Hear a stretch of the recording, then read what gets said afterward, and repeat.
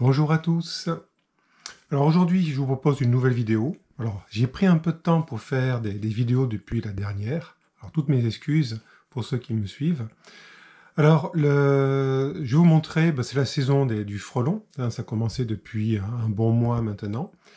Et l'idée, ce que l'on fait à l'heure actuelle, comme chaque année, c'est de collecter des nids de frelons pour les ramener au laboratoire, des frelons évidemment vivants, pour les ramener au laboratoire et travailler avec les individus, que ce soit la reine, les ouvrières, les reproductrices si on est en fin d'année, ou des mâles également.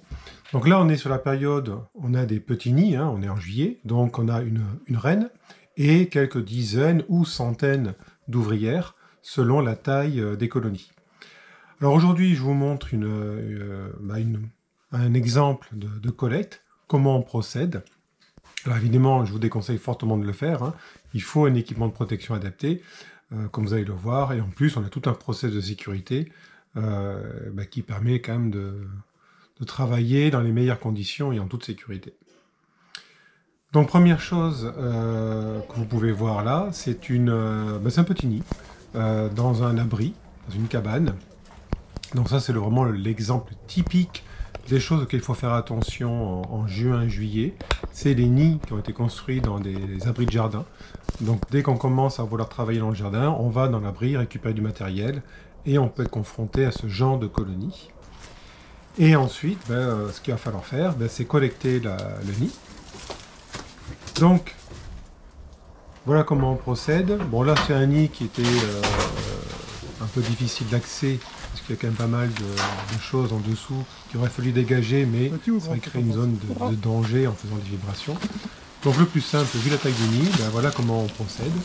Avec un filet, je décroche le nid assez rapidement, et ensuite on stocke le nid avec les ouvrières qui sont encore dedans, et la reine évidemment, dans un seau de transport qui se clipse assez facilement.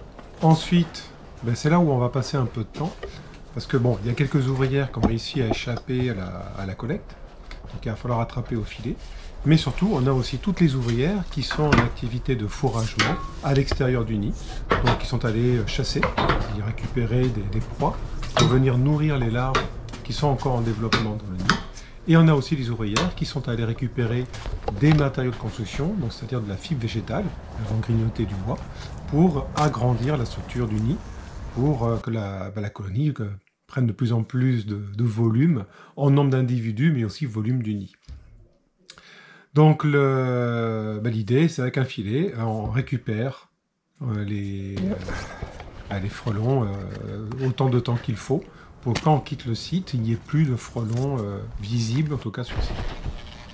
Donc ensuite, les frelons, une fois collectés dans les filets, sont transférés dans des pièges bouteilles, en fait, tout simplement, parce que c'est facile, c'est pas cher, et c'est très facile à manipuler et à transporter, en tout cas, en toute sécurité.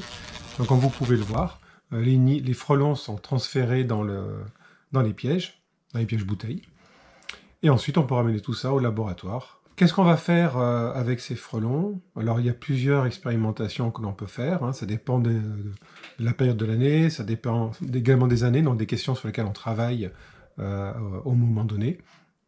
Là en l'occurrence, j'ai recruté une étudiante en thèse, Eva, qui était avec moi ce jour-là, comme vous avez pu voir, et son sujet de thèse, c'est de travailler sur les phéromones du frelon et sur le piégeage. Donc elle va travailler avec ces frelons pour tester des molécules phéromonales, voir si elles sont bien perçues par les frelons, les niveaux de perception, et est-ce qu'elles peuvent être des candidates intéressantes pour être utilisées comme appât dans les pièges. Mais je vous en parlerai plus tard. Je vous souhaite une très bonne journée, à très bientôt, au revoir.